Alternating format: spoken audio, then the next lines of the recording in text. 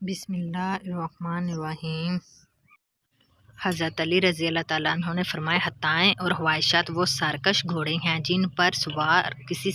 کو سوار کر کے ان کی لگام اتار دی جائے اور وہ اپنے سوار کو لے کر جہنم میں پھاند پڑیں، لیکن تقویٰ وہ رام کی ہوئی سواریاں ہیں جن پر صاحبان تقویٰ کو سوار کر کے ان کی لگام ان کے ہاتھ میں دے دی جائے اور وہ ان کو جنت میں پہنچا دیں۔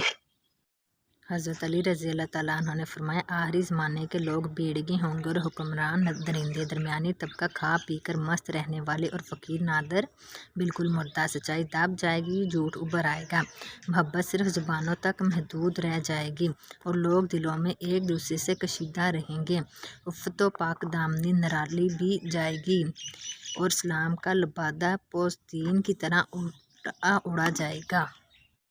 حضرت علی رضی اللہ تعالیٰ عنہ نے فرمایا، جس کا ظاہر اس کے باطن سے زیادہ اہم ہو، قیامت کے دن اس کا اعمال نامہ ہلکا ہوگا، اور جس کا باطن اس کے ظاہر سے زیادہ اہم ہو، اس کا اعمال نامہ وزنی ہوگا۔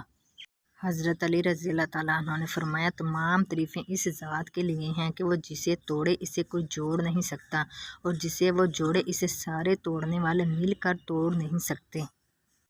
حضرت علی رضی اللہ تعالیٰ عنہ نے فرمایا، کبھی کسی کے سامنے اپنی صفائی پیش نہ کرو، کیونکہ جسے تم پر یقین ہے اسے ضرورت نہیں، اور جسے تم پر یقین نہیں وہ مانے گا ہی نہیں۔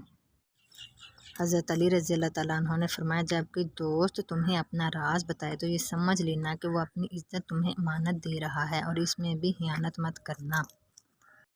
حضرت علی رضی اللہ تعالیٰ عنہ نے فرمایا، کوئی تمہارا دل دکھائے تو ناراض مت ہونا، کیونکہ قدرت کا قانون ہے،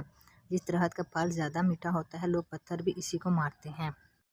حضرت علی رضی اللہ تعالیٰ عنہ سے کسی نے پوچھا، اگر کوئی اپنا ہمیں بھول جائے تو کیا کریں؟ شیر خدا نے فرمایا، کوئی اپنا ہو تو وہ بھی نہیں بھولتا، اور جو بھول جائے وہ اپنا نہیں ہوتا۔